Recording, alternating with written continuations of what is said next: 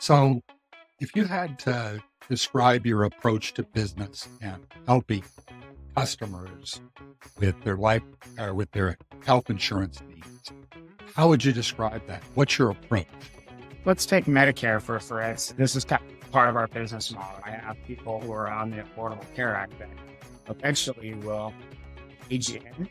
And if they're already on the Affordable Care Act or the marketplace, and that's insurance, once they hit 60, they can't have Affordable Care Act anymore. So they age into Medicare, and that's the next step. I basically do two of the three main government health insurance products. The third being Medicaid, which is done through the Department of Workforce Services. But when someone ages in to Medicare, I'm very proactive in the year before they turn 60. Automated email that they go out, they turn 64, and I all with it respond to, hey, let's just have a Medicare 101 meeting. So you know what to expect, because there's commercials like crazy on the TV, on the radio, line, whatever Phone it calls. is. Phone mailing. It's everywhere. Birthday's not a secret. Yeah, when I turned 50 years ago, I started getting ARP stuff, right? And yeah, it's a competitive space, right? And that first initial meeting is Medicare 101, where I talk about what they have to do as far as applying for his original Medicare and take them through a timeline. Okay, so you need a Medicare plan if their birthday in October to start October 1st. Let's get these things in place.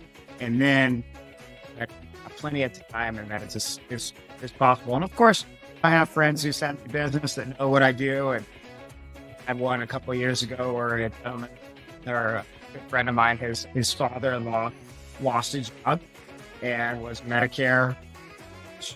He had done his homework, but we actually had to advise him to go into the Social Security Administration, things like Part A and B, before.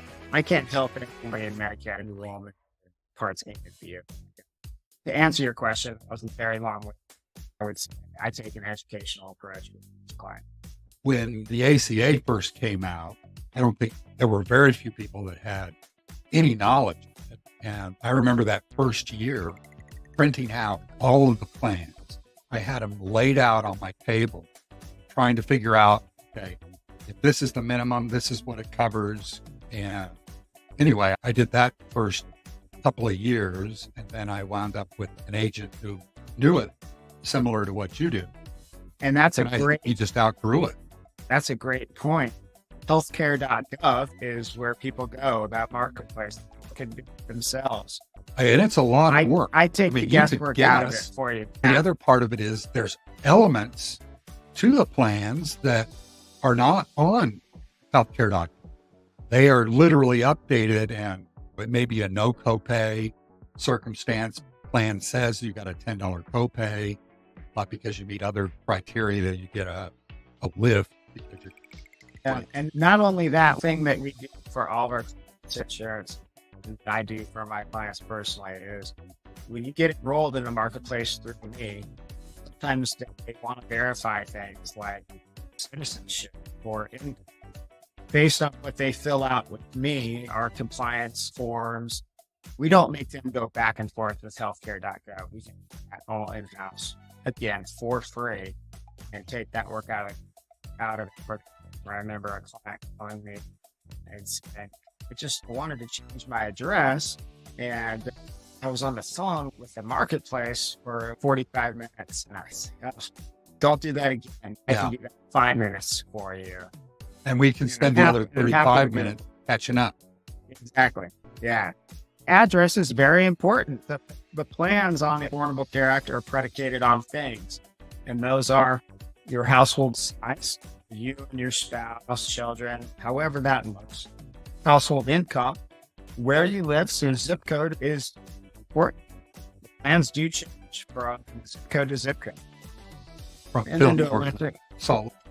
And so it's different from 2022 to 2023 is people who were on really pretty low income, a lot of $0 plans, what is considered more in the rural areas. St. George, Cedars. Those were, well, people maybe pay $3 or 20 and the rover version or 24 to the current. It's interesting to see that changes. And then the fourth factor is age, which is just changes the premium a little bit. That's not the way it started, but that's the way it is now. Correct. Yeah, man, when it started, I was still with Wells Fargo. Wells Fargo even had an insurance arm, and I was pretty good friends with one of the guys that did insurance through Wells. And keep referring to the marketplace, and I've been a WG guys whole life, and referring to the marketplace, I had no idea what he was. So I should have been more keeping probably what was happening in the news. I just referred to all this Obamacare thing. Don't call it that now. It's socialized medicine, and it is to an extent, but it's a great service, and it's not going anywhere. There's over 22 million people. Also a great deal for healthcare. It is. Correct.